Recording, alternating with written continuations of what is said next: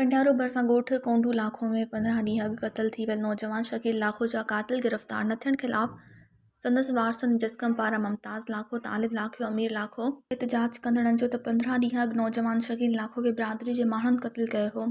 हद जे कंडियारो थाणे ते नवाब बरकत, खमीसो अब्दुल्ला समेत 5 जवाबदारनि ते केस दाख़िल करायो आहे। पुलिस सिर्फ़ क़ातिल खे गिरफ़्तार कयो आहे। पुलिस ॿिनि क़ातिलनि खे गिरफ़्तार नाहे कयो। हुननि जो त बिरादरी जा बाअसर क़ातिलनि जा साथारी बणियल आहिनि। बाअसर नौजवान जो खून लोहण चाहिनि था। पुलिस मुख्य जवाबदारनि खे गिरफ़्तार न करे रही आहे। ग़रीब हुजण करे संदन केर बि दहां ॿुधण वारो नाहे। बाअसर केस तां हथु कराइण लाइ धमकियूं ॾेई रहिया आहिनि। हुननि मुताबिक़ त नोटिस वठी शकील लाखो जे क़ातिलनि खे गिरफ़्तार कयो वञे।